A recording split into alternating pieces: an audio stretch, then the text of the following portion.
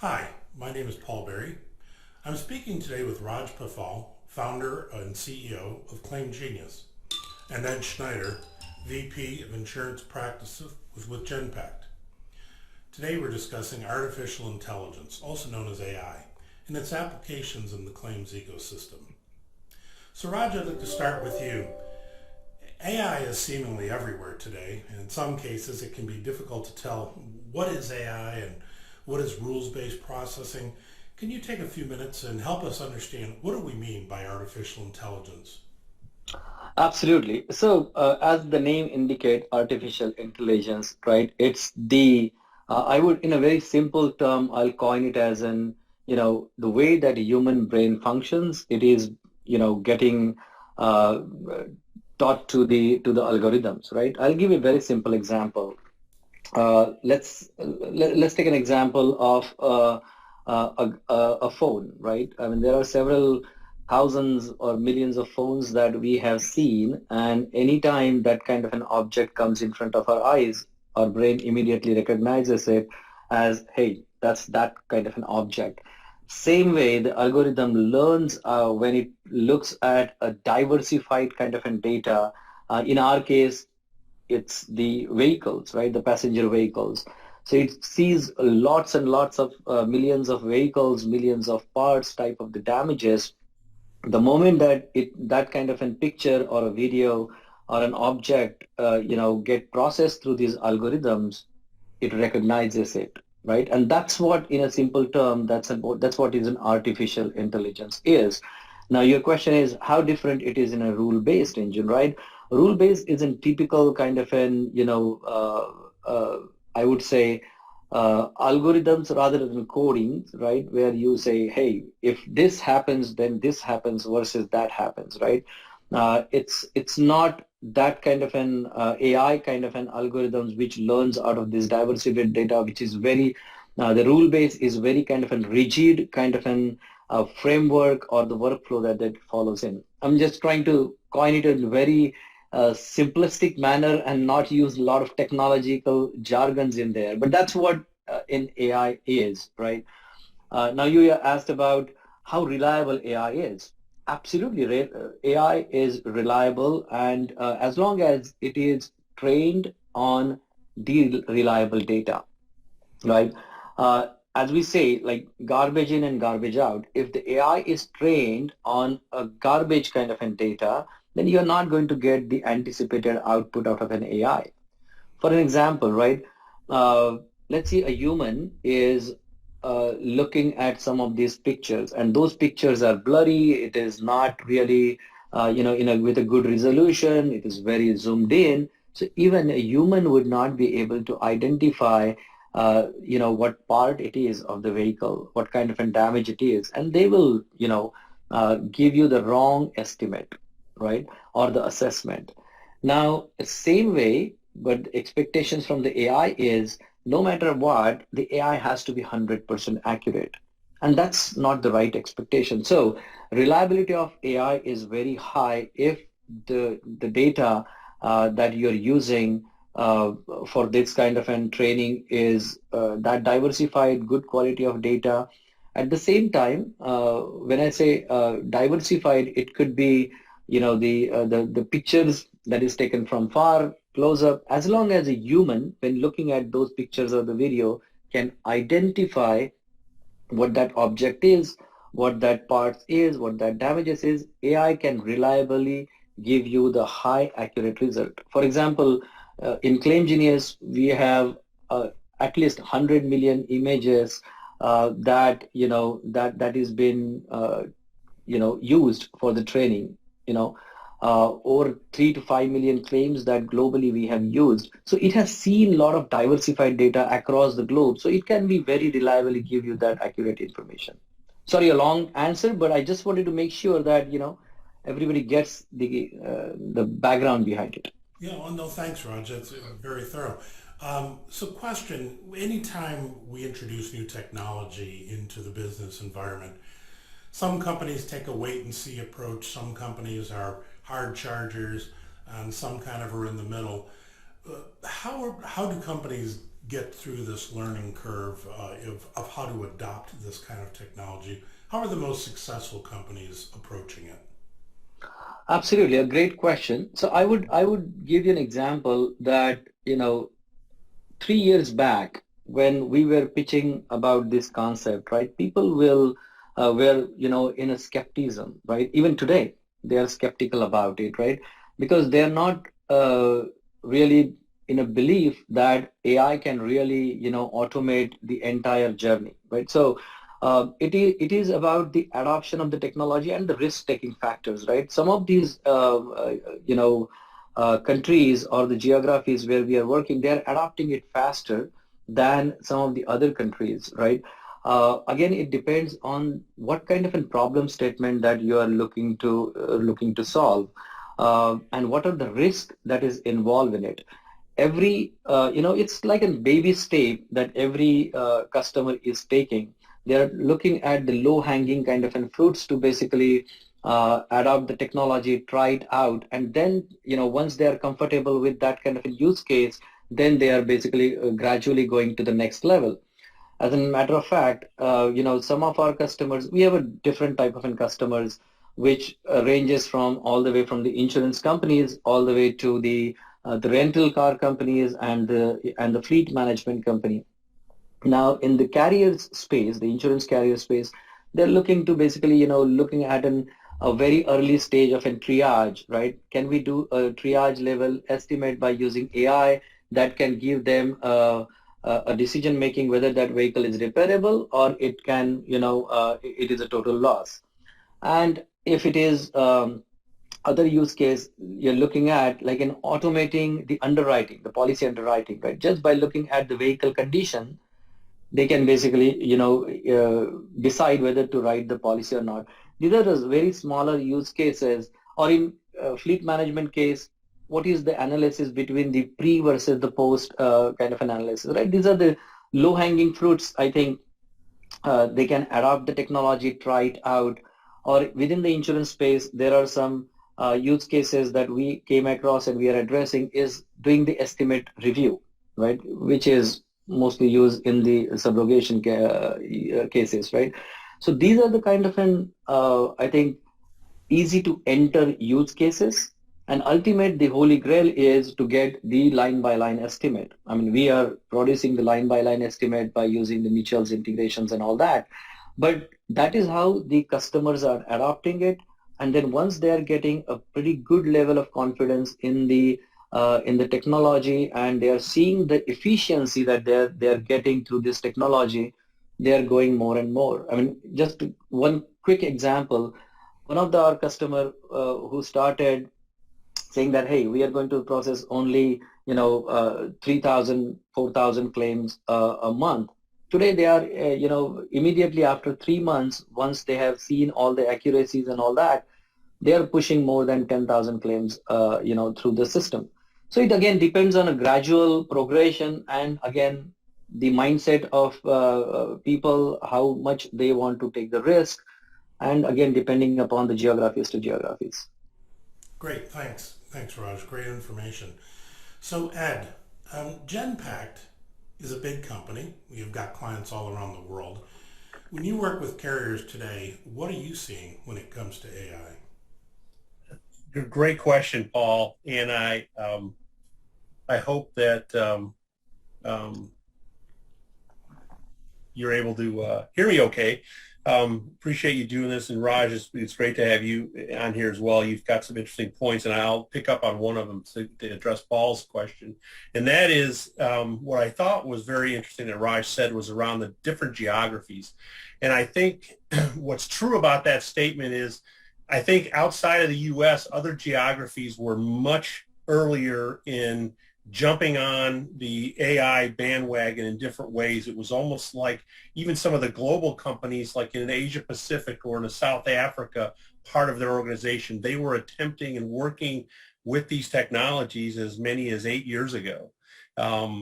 I see it more ramping up here in the U.S. with our clients. And Paul, you correctly stated earlier, there were a lot of wait and sees originally, but now everybody is looking at opportunities to crack the nut. everyone ideally wants that home run where the entire, from imagery, you can spit out an estimate and have that high confidence level and have that go on and take care of that customer.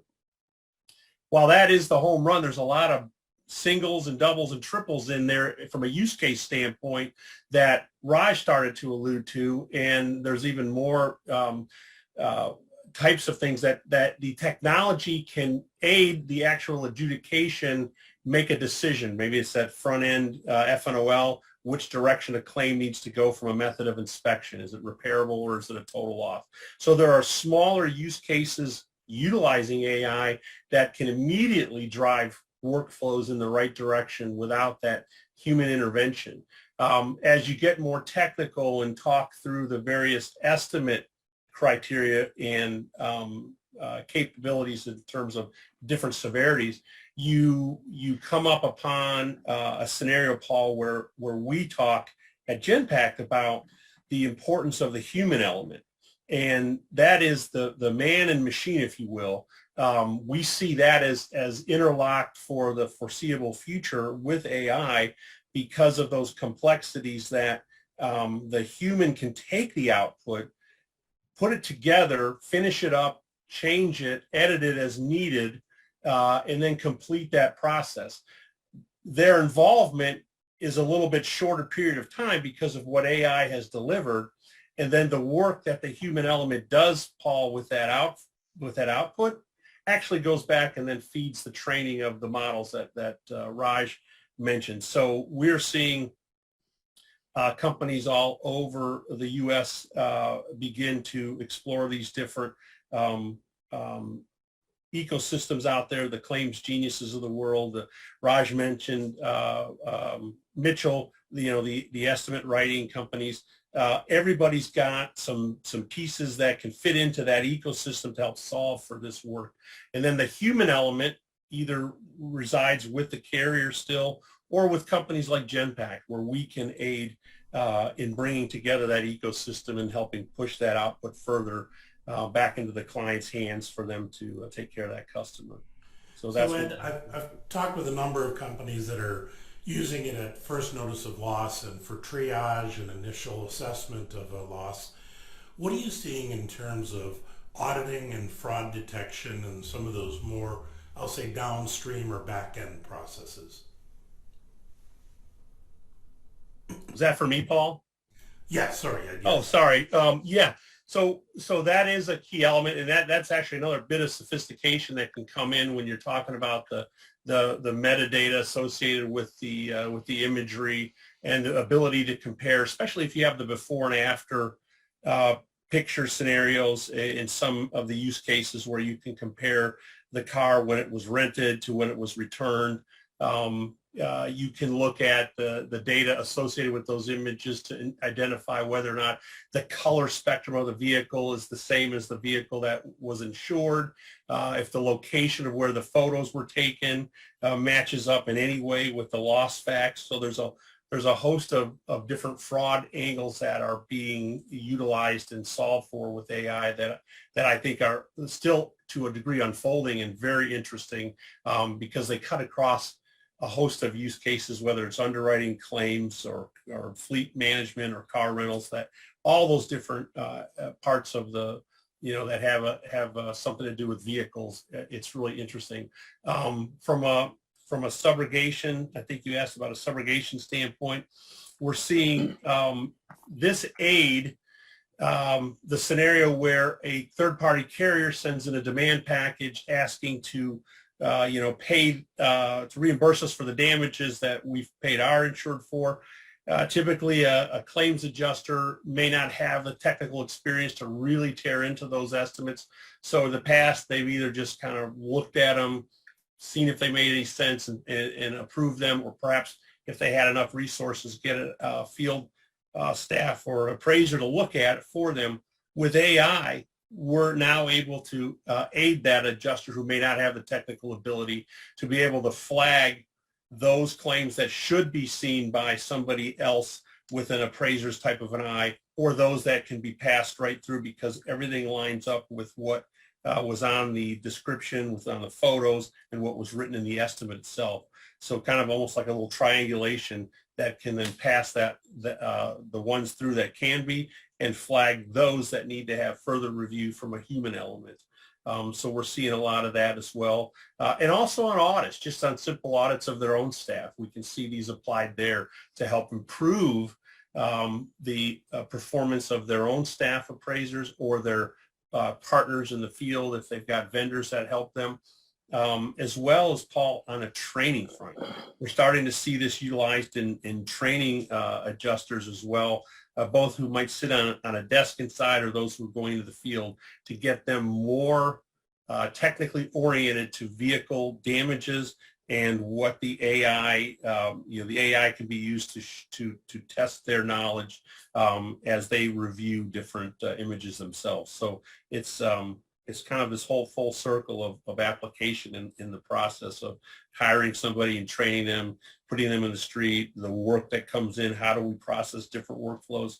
So all of it, it seems now there's a role for AI on the auto side. And of course, we're seeing the start of all the same applications into other lines of business like property and so forth. So it's a growing field, and it's quite exciting for sure. So just to add to what Ed said, right, about the fraud and the audit, how AI works in that space and how we actually do it, right? So at Claim Genius, we are providing them the unrelated prior damages, right? A lot of time what people do is they kind of claim that that's a part of that particular accident, and then, carriers end up paying for that, right? Because there is no way, unless somebody really go and then, investigate. So through AI, depending upon, the impact analysis and all that, we give that unrelated prior damages details so that this fraud element can be avoided. Some of the other fraud elements, I think Ed was also alluding to, like, identifying the different type of the vehicles or the pictures and the colors, right? AI can easily identify that, hey, that's not the vehicle that you have in one picture and another picture. So those can be filtered out.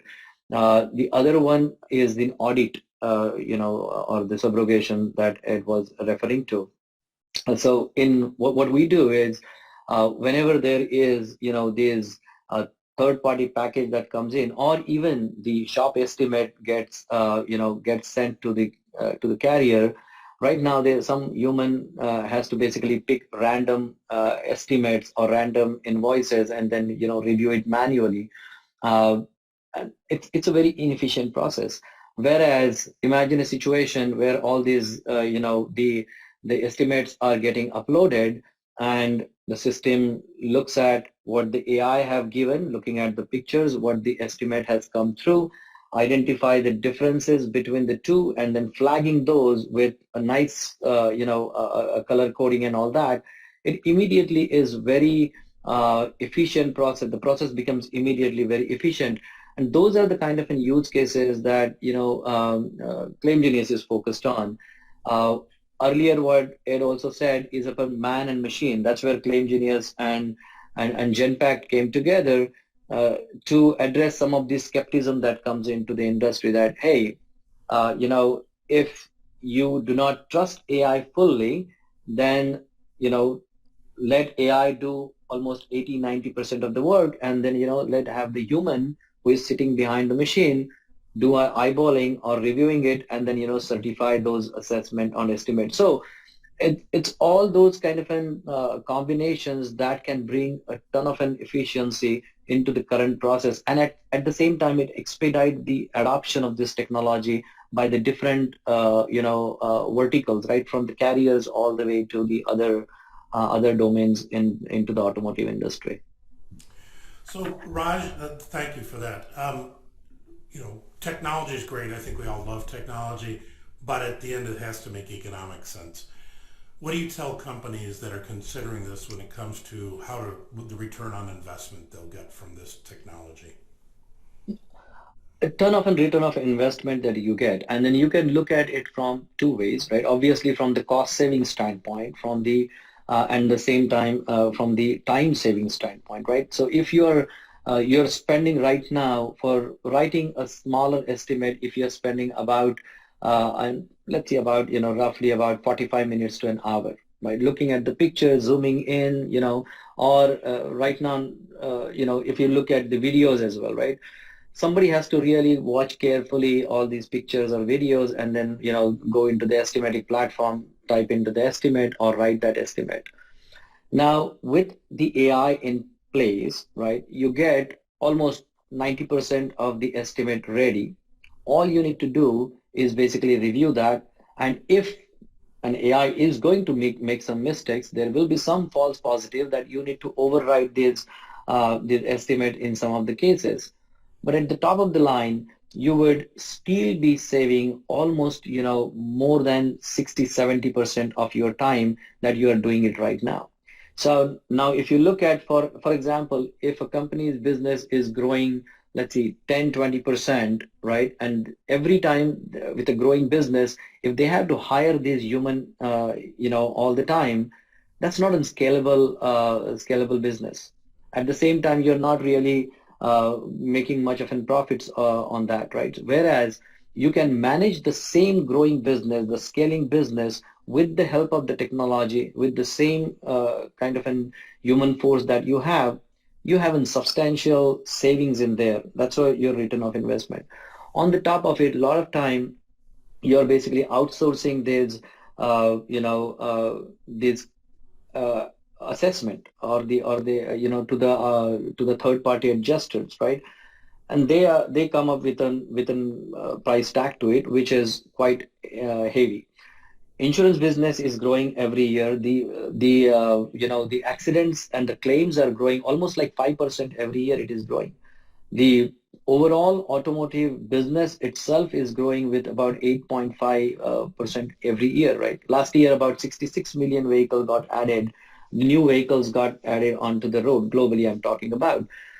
So in a sense, the business is growing, the claims are growing, right? And you have to basically, scale up to that level to support that kind of a business. Technology is the answer, right? So that's where you are going to be, and the technology comes cheaper than you are putting that much of an effort. Beside this human cost we are talking about, there are a lot of other LAEs. I don't need to tell you, you guys are the experts into it, but you're spending a lot of time on this towing and the storage charges, the tear down charges, right? Rental cost, right? Uh, all of these charges can be reduced. For example, my car was in accident, earlier this year, and it was sitting in a garage for 2 weeks. I got a rental car for that 2 weeks. The estimate was not really that much high. It was about something like $1,300 or something. It was sitting in there just because the part was not available and part has to be ordered. Now imagine a situation that we generate this initial estimate immediately. Some human eyeballs it, and then the shop says, hey, you come to this time, this day and this time, and then you leave your vehicle for that particular day. By that time we'll have a part, and you would be avoiding all of these other costs that you are talking about, the peripheral costs that you're talking about. So that's what the ROI is by using this technology. Great, thank you. So Ed, as we conclude here, what would you tell a company who's thinking about jumping in and getting started with an AI project? What's the best way to get started and get the most benefit while you figure it out? I think great question. I think, Paul, I'll start with this. I'll start with what they need to focus on is really the you use the word return, but I'm going to use the word you're looking to to put yourself in a better position to scale, deliver value to your customers, drive cycle time out of the process, drive expense out of the process, and that's what this tool then becomes. And so what I would encourage any client who has not developed a relationship with some of the players in this ecosystem is to actually take those first steps and look to talking to at least several of them to get a sense of what each offers, your comfort level with them, and wherever possible, examples of where they've worked before so that you can talk with customers. When we talk to organizations, we're able to deliver some of that information that we've gathered already to them as well to help guide and coach them along the way. But really what the important point at the end of the day is get on the journey, get comfortable with who you're utilizing, recognize that it's not just going to be a one company hire necessarily. There's an ecosystem involved that you have to balance and look to. So it could actually, Paul, involve discussions with multiple vendors or with somebody that actually has relationships with those parties that can deliver that package set of values that's going to allow you to scale. It's going to allow you to deliver that customer value that's going to help you drive expense out of your system while maintaining accuracy on your indemnity. That's really what's critical. And I'd wrap it up there by saying, I appreciate hearing Raj's perspective. It's always great to hear that, and appreciate, Paul, your time in kind of hosting our conversation here. You bet. Really good job. Thank you both very much. No, thank you so much, guys. Thank you, Raj. Have a great day, everybody.